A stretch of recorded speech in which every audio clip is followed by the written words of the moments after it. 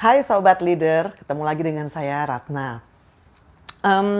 Kali ini mau menyambung pembicaraan tentang trust yang videonya sebetulnya sudah ada beberapa waktu lalu gitu ya teman-teman. Masih ingat nggak cerita saya tentang sahabat saya yang nitipin guguknya ke temannya dia kalau dia lagi mau pergi. Moga-moga masih ingat ya, kalau nggak putar aja lagi videonya.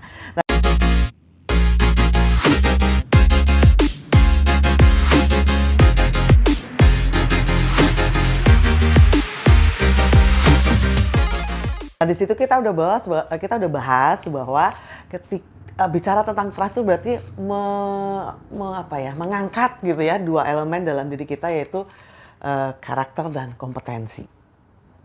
Gitu ya, dua hal ini yang mesti kita kembangkan terus. Oke, nah bicara tentang trust juga ada tiga hal ya dalam pembahasan trust itu, yaitu pertama adalah gimana kita membangun trust. Lalu yang kedua adalah gimana, pernah nggak sih nyakitin orang lain? Atau pernah nggak sih kita sakit hati gitu ya oleh orang lain gitu. Jadi tentang restore trust atau memulihkan trust. Nah itu dia tuh pembahasan yang unik tapi mungkin nggak sekarang ya. Lalu yang ketiga adalah, pernah ngerasain nggak sih curiga melulu?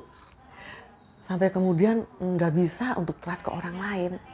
Nah, ini poin ketiga dalam pembahasan trust, yaitu bagaimana kita bisa extend trust atau memberikan kepercayaan kepada orang lain. Ada tiga hal itu. Nanti satu demi satu kita bahas, teman-teman.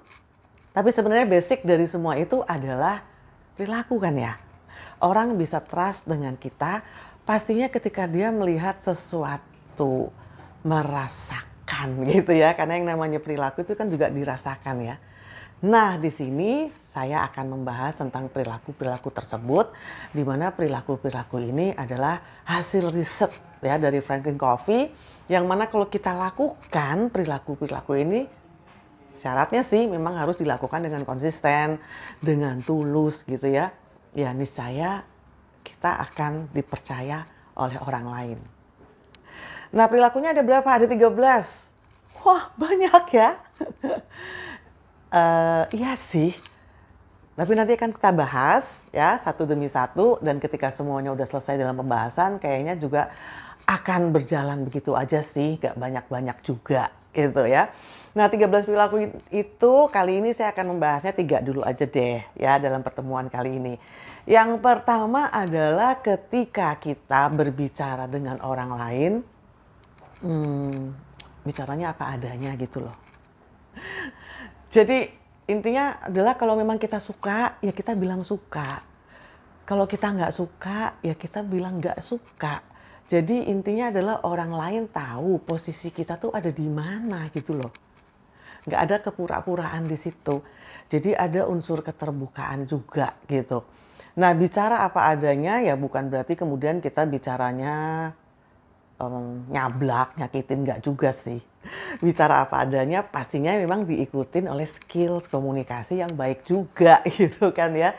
Jadi ketika kita mengatakan pendapat kita, perasaan kita yang berbeda dengan orang lain, ya mestinya juga dengan baik-baik, mestinya juga dengan sopan. Ada sebuah istilah yang namanya I message gitu ya. Jadi nggak cuma ngeblame orang lain, tapi juga ini menurut pendapat saya nih, ini menurut saya. Kira-kira kayak gitu. Terus perilaku yang kedua juga, ini adalah sesuatu yang kita udah familiar juga, yaitu respect others. Jadi orang pasti suka ya kalau dihargain. Jadi ketika kita juga bicara apa adanya tadi, pasti ada unsur respect others. Makanya ada pemilihan kata-kata kan gitu. Menghargai orang lain, kalau kita bicara apa adanya juga kita perhatiin juga perasaan orang lain. Respect ini penting juga untuk membuat orang bisa trust sama kita. Perilaku yang ketiga dari 13 perilaku ini adalah transparansi. Transparansi sama bicara apa adanya Betty sih kayaknya ya. Kayaknya tuh Betty ya, tapi tetap ada bedanya. Jadi transparan tuh artinya juga terbuka, tapi khususnya dalam hal ini adalah bisa diverifikasi sama orang yang nanya gitu. Gitu ya. Jadi kalau misalnya apa ya tentang penggunaan dana, mungkin ya dana outing misalnya gitu ya, atau nilai performance appraisal misalnya gitu ya. Nah, transparan tuh artinya adalah bahwa terbuka, ini dananya sebanyak ini, dananya dari mana aja. Lalu kemudian kalau orang memverifikasi, dia bertanya ya, kita bisa menjawab semuanya dengan jujur. Karena memang basicnya adalah semua jujur, integritas gitu ya.